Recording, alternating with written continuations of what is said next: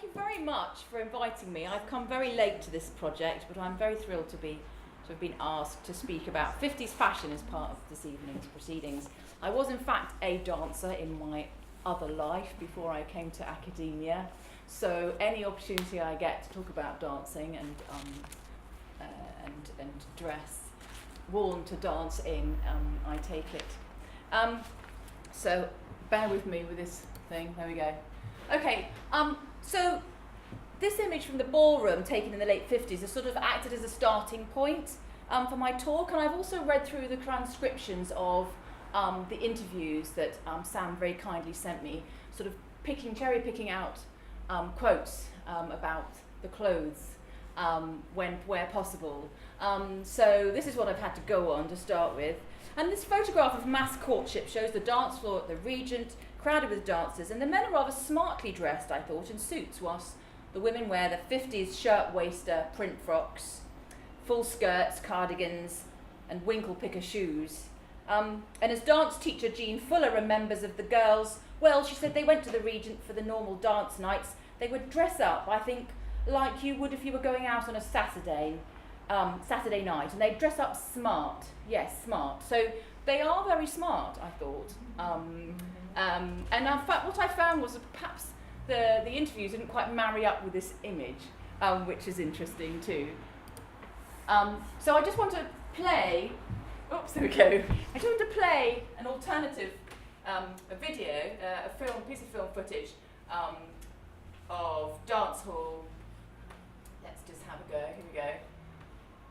And this is this short film shows a more working class dance hall in southeast London, but it captures the atmosphere and the interaction between the boys and girls, and also the fashions perfectly, I think. The skirts twirl as the girls jive, twist backwards and forwards doing the jive.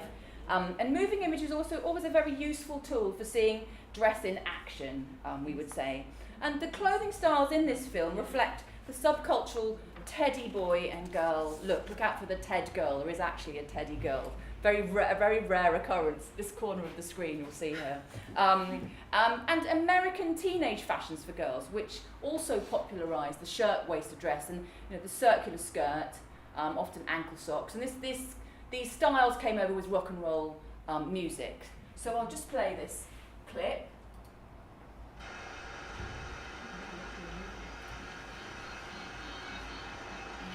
Get some sound. Makes you want to dance.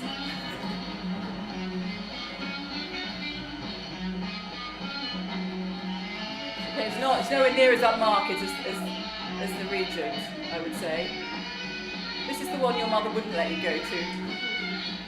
I love it, the boys all standing around waiting for an opportunity. I, not the girls.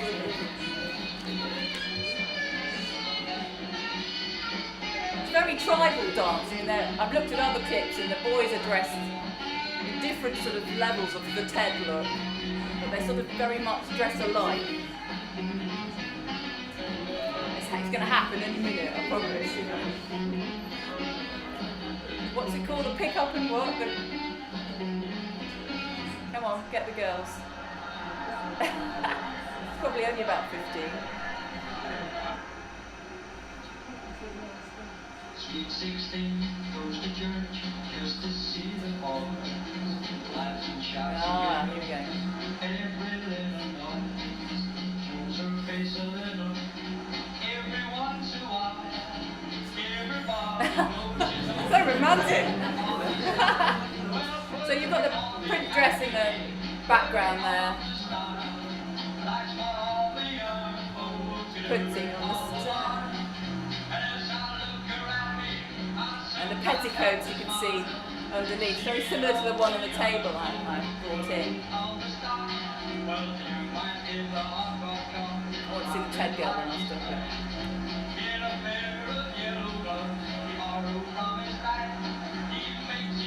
I think they're very skillful dancers.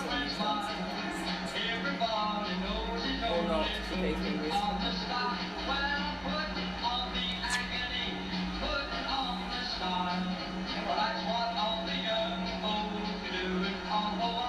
Yeah, look. She's wearing a draped jacket in the short hair, a sort of pencil skirt. That's a rare occurrence. All right then. Okay. So I'm a dress historian. There are several other dress historians in the room here, and we use what we call material culture approaches to dress history. So we look at garments, as we take garments as a starting point, hence the garments on the table there.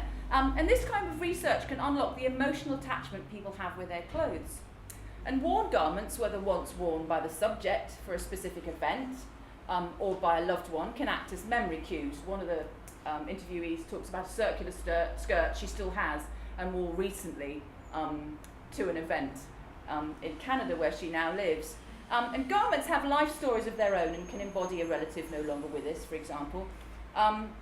And worn close to the skin, they take on the identity of that person. And even when the garment doesn't exist physically anymore, they can be present in film footage or photographs, or which also act as memories, or perhaps they just exist, the clothes just exist in the memory itself. And as oral histories undertaken for this project to date have revealed, clothing memories become part of the subject's narrative. And a memory of the act of dancing, for example, includes the action of the dress worn, conveying the movement of the dance and the atmosphere of the dance hall. And Patricia George conveys the energy of the jitterbug, for example, through her description of skirts up in the air as she was swung through the legs of her partner and over his shoulder. And as dance teacher Jean Fuller remembers, the fashion for the hooped petticoats worn in the 50s, early 50s, which sprung up revealing the underclothes when the girls were looking out of the window of the dance studio, boys to get a good old look, or popped up, you know, if you leant against the side of the wall, your skirt popped up. And June Rayner remembers that she wore skirts like dirndl skirts, you know, tucked in here with big lots of skirts, you know, so that when you went round, they flew up in the air, and she laughs, it was great, and high heels and things like that.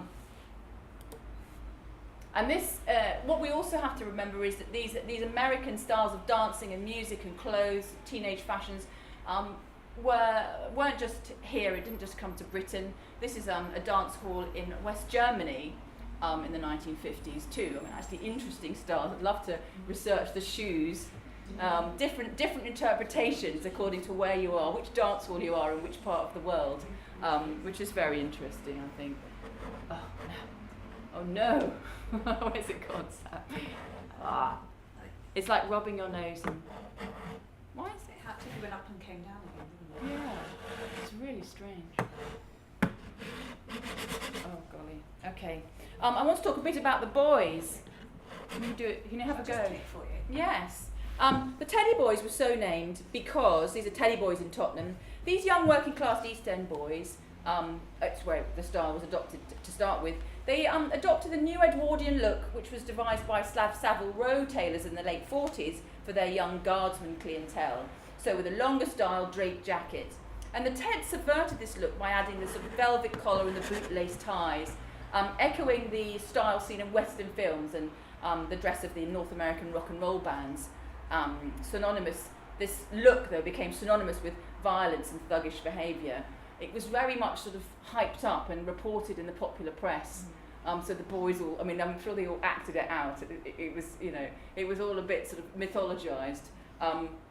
And it was taken up across Britain by young men everywhere. But I think in different clubs, slightly different sort of styles.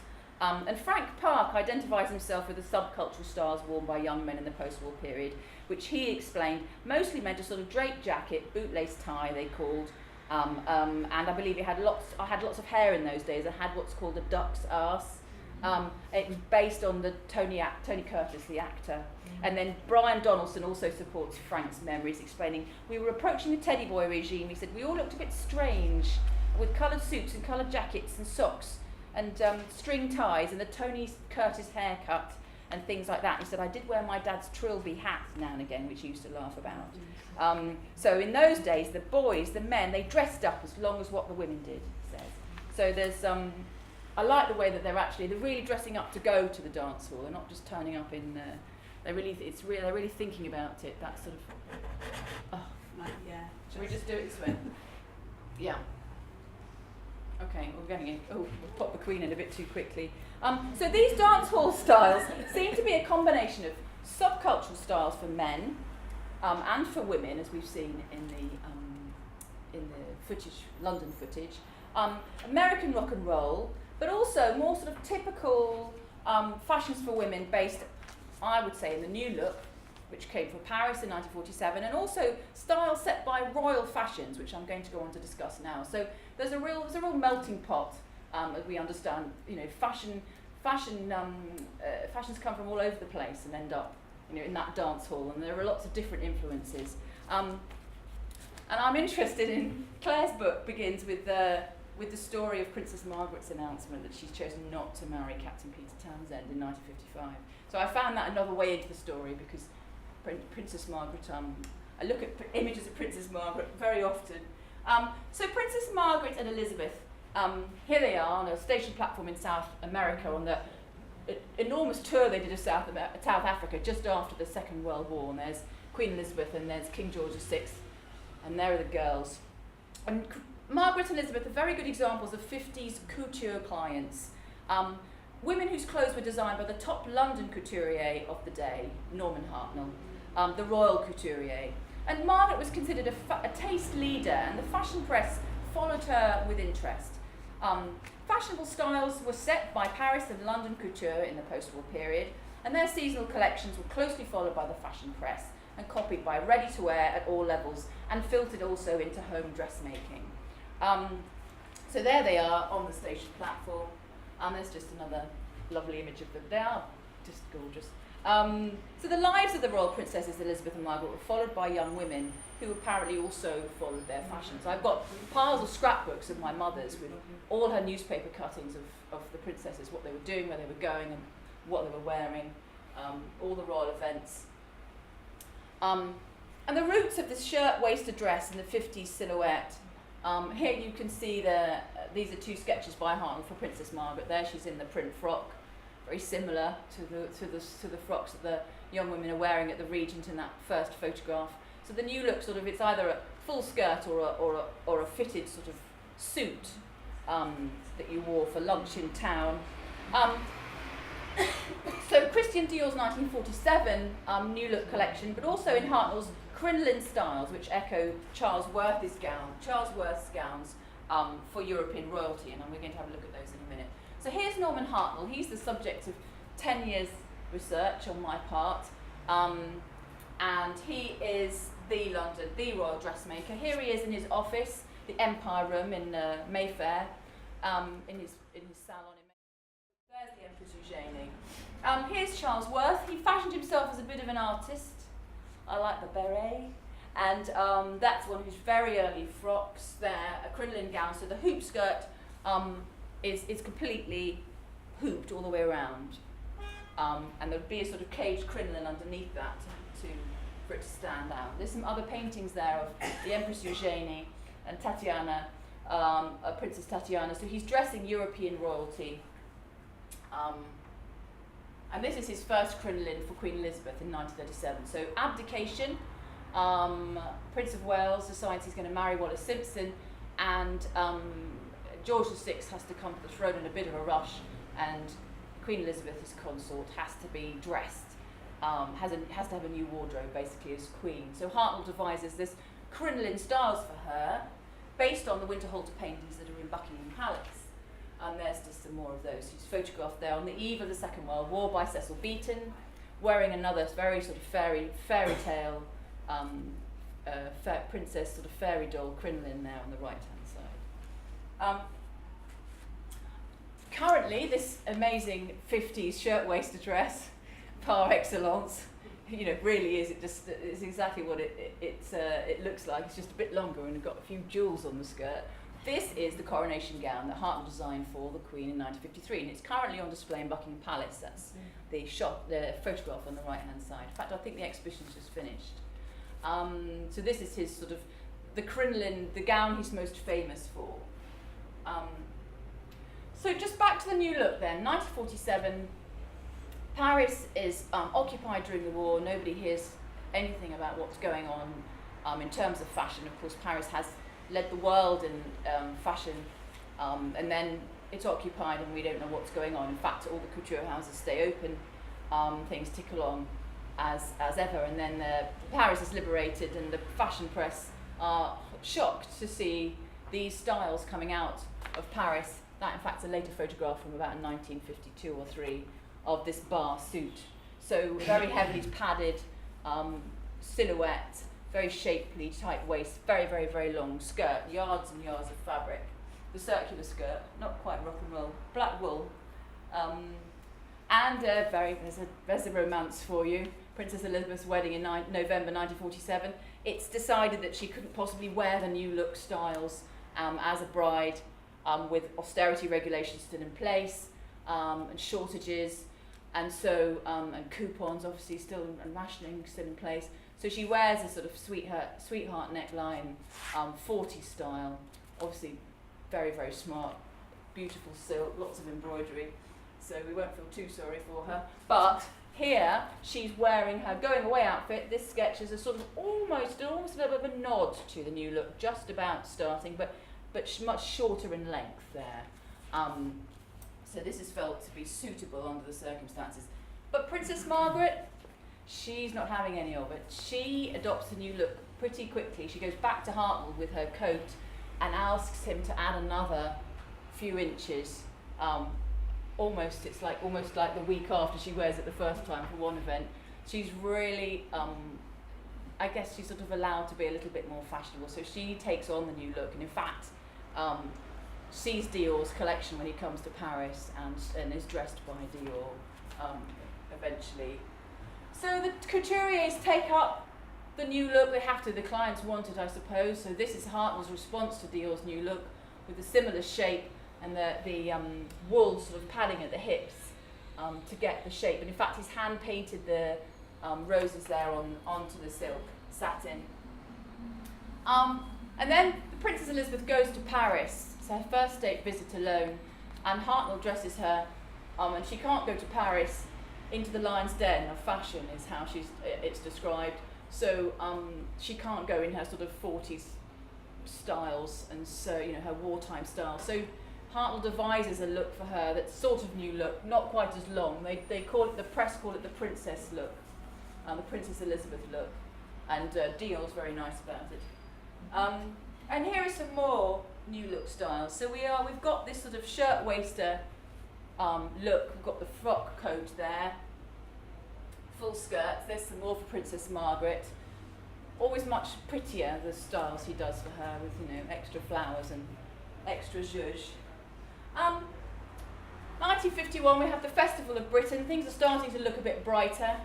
And I just love this photo because there's no evidence at all of any fashion happening at the Festival of Britain. But actually, this is Dolores, Hartnell's house model, at the Festival of Britain in a couture garment, being looked at with open mouths by the women who are at the festival in their print frocks. And yes, the older women are wearing white sandals, but the younger girls have got their white ankle socks and brown shoes. I couldn't resist this one. I knew there was an image somewhere of the Queen in 1951 dancing a square dance in her circular skirt, and that is, I think, the Duke of Edinburgh. Unless somebody's cut his face out and stuff it onto it. The outfit's quite extraordinary. Yeah, that's quite a funny image there. So she goes on this extensive tour after the coronation. In fact, she'd gone to the Commonwealth just before the coronation in place of her father, and he died. That's the story of her that you probably know. She comes back, and she takes up the tour again. And the sort of cotton frock, the shirt-waisted cotton frock, the 50s frock, is an absolute staple of her wardrobe. And I mean, hundreds of these are designed and made for her for this very lengthy tour. But she also wears Horrocks's frocks. Has everybody heard of Horrocks's? Yeah. That's my mum in her Horrocks frock on the left, or in the spots there. Horrocks's printed dresses, a little bit expensive. Sort of £4 something. I mean, I think of all of your wages as a secretary in my mum's case, but she had a dress allowance from her father to top it up, so she said she could afford them. But the Queen and Princess Margaret wear Horrocks's frocks. This is a much posher version in silk with this is a sort of the style that he devised for her. She still really dresses like this now, with the corresponding coat with the matching lining to the dress. And hundreds of these were made for the royal tours, with the petal hat, which I really like, probably by Simone Merman. And at this point, the debutantes, so we've moved a million miles away from Lambeth and the Teddy Boys and the Regent, or have we? So the debutantes are dressing like their queen, or like their mums, really. Meanwhile, 1958, down the road, Mary Quant setting up her boutique, and obviously other styles from the street and fashion from the art school and that kind of thing is going on. But the debutantes are still dressing like the queen in 1958. So this is Mr. Hartnell in 1953 designing his spring-summer collection. This is a little bit earlier, but a quick sort of series of sketches on a piece of paper, and then each one will be worked into an individual sketch. We've seen some of those for Princess Margaret earlier. And this is 1953. This is the dressmaking workroom at Hartnell's, working on some of Hartnell's designs for the collection. See the pink, this dress we're going to see again in a minute on the tailor's dummy there. These are the dummies are padded out to the size and shape of each individual client, so that they could be fitted in their absence.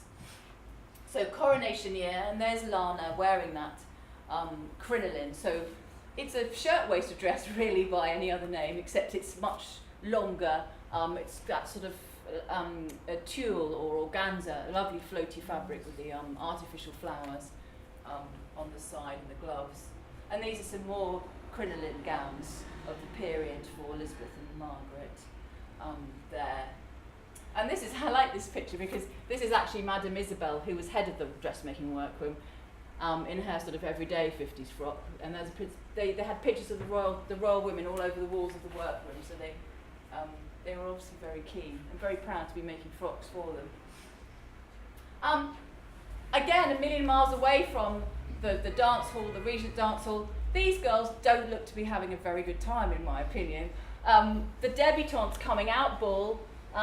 This is their marriage market. This is their love and romance. This is how they meet their husbands. And I don't know how much love and romance is going on, because I think it's all very much organised by your mother, and she invites all the eligible young men, the Lord this and Lord that, and where they do look really unhappy. Not those ones. I don't know what they look, but they are wearing, they're wearing their sort of dance dresses, but again much fuller styles in tulle. Couldn't really do the rock and roll in that, so I'm not sure what sort of dancing they could actually manage. Plus the fact your mum and dad are there and all your relatives, so there's not a lot. That this is Mrs. Frances Sweeney there, her coming out ball in London, and all of society are there. The Duchess of Argyll is her mother up there on the right hand side, a debutante of the year in the 30s, I think. So that's one end of the spectrum, and then back to where we started with the Regent Ballroom. And actually, going back to this image, you can see the sort of the pleated skirt and the print frock. It's not a million miles away from the Queen on the tour, doing her tour of the Commonwealth. And perhaps, there's a lovely sort of shiny fabric there. Perhaps there's a little bit of subcultural teddy girl or Americanization, but they don't look quite as young and as rebellious as the interviews and other sort of sources I've come across would say. So they're sort of somewhere in the middle. I think they all look very well behaved and respectable really. But hopefully that's given you a sort of an idea of the sort of sources for these fashionable styles at the Regent. Yes, that's my talk. Thank you.